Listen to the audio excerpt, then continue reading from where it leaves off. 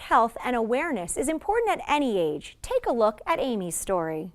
It began on a Tuesday night where I began having symptoms. I knew something was wrong, but I didn't know what was wrong. I had extreme sweating to the point as though someone threw water on me. I felt like I had heartburn. I couldn't even pick my dog up in the morning, and that's when I knew something was really wrong. So I told my mom I wanted to go to the ER. I explained what my symptoms were. Once I got to the ER though, they did a whole bunch of tests on me. One test was a blood test, and it showed that my troponin was really high. Looking at her EKG, it to me didn't look perfectly normal, so that's what kind of prompted me to say, all right, we need to do a little bit more investigation. I remember it being very cold, and they told me that they did find a blockage, but they could not stent me. And I asked what that meant, and they told me that I had 100% blockage of my left main or my widowmaker, and that I would need open heart surgery. At 37, and I was fairly healthy, I was extremely shocked when I heard this. You know, being a young woman and seeing a cardiologist come into the emergency room to evaluate when she just thought she might be having an asthma exacerbation, you know, that's nerve-wracking. I was admitted to ICU with the thought that I would have surgery probably on Friday. My surgeon came to my room, and he looked at me and my mom and told us that I would need open heart surgery that night, and they gave me the anesthesia and I was out. And then I came to, I don't know how many hours later, and I heard a nurse talking to me, telling me to wake up. Once the chest tubes were out though, that was the start then of my recovery.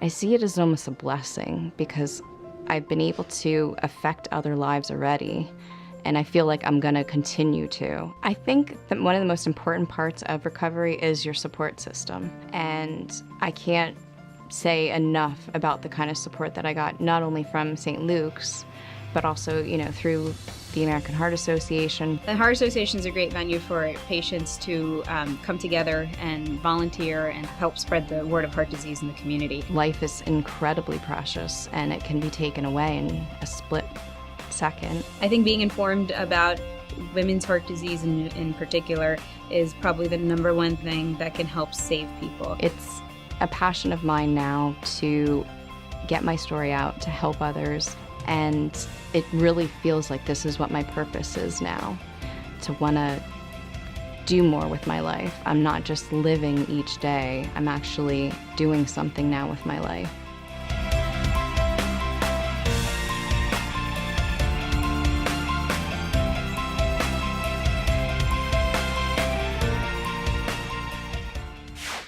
We're here with Dr. Jose Amortegui, cardiac surgeon at St. Luke's University Health Network. Thank you for being here, Doctor. Thank you for having me today. What are the warning signs that really you should not ignore? When these signs occur, it's time to go see your physician. Yeah, when we're talking about heart attacks, certainly the typical, what we call typical symptoms are what people would describe as chest pain, but it's not always pain. Sometimes it's described as chest pressure, discomfort, that sometimes, but not always, can sort of radiate or go to your jaw or your left arm. And that is sort of the typical symptoms. But it's also very important to know that there are what we call atypical symptoms. And believe it or not, they are quite common. Many patients complain of what they would think is just stomach discomfort or GERD, some being tired, fatigue, neck pain, or back pain.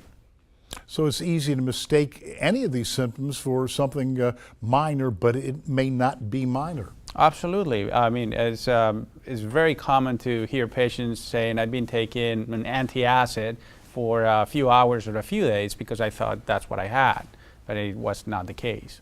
Are the symptoms similar for women and men, or can they be different?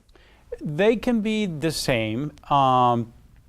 Something that is particular for those patients with diabetes, the symptoms tend to be different. Indeed, many times they have no symptoms at all, and it could be more challenging. They can present at a later time. Women and they can have an early presentation of disease. There's a special circumstance, a very uncommon situation where they can have a heart attack at an early age. And as most people, if you're in the 30s or even 40s, the last thing in your mind is that you're having a heart attack. So they can sort of think it's something else and not pay attention to it. Which brings me to my next question. In Amy's story, these problems occurred at a very young age. How common is this? It is not very common, but it's not rare. So it's certainly Amy's case, we have seen them many times, unfortunately. So it's something to always keep in mind.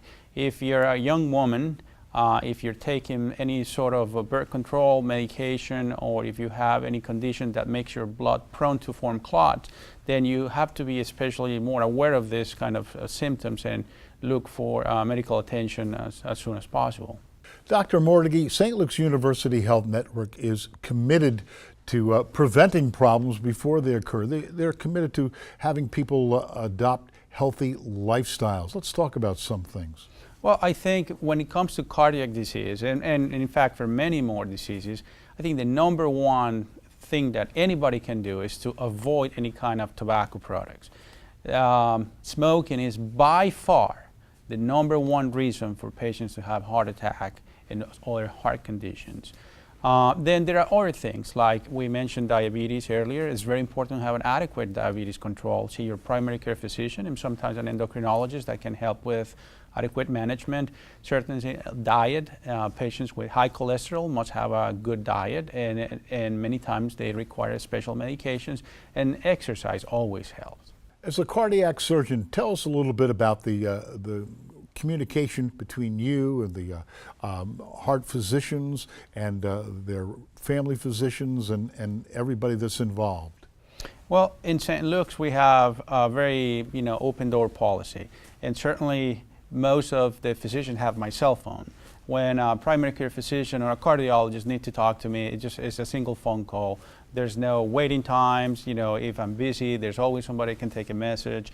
And the same applies when we see their patients. We try to communicate to them as soon as possible what's happening with their patient, especially if something is required. The times where you had to wait 2 weeks or more to see your heart doctors or to know what happened are over. That should never happen. Especially in this day and age where we have so many tools, electronic medical records, cell phones, it's. I was going to say, timing is the key, and also communication between the team is also a key. Oh, absolutely. It's very important. What would be your best piece of advice for people with or without current cardiac problems? I would say no matter how young or healthy you are, you must have a primary care physician. Your primary doctor will certainly not only take care of the problems that you have, but can also help you avoid problems in the future. All right, testing is a big factor, big key. Absolutely. Depending on what we're looking for, there's simple blood work, electrocardiogram, some radiology imaging techniques that can help avoid bad situations. All right, doctor, thank you for your advice. For more information on this or any of today's topics, just go to our website, thepeaktv.com. Thanks for watching. Have a great week. And remember, every day is your chance to be your best self. This is The Peak.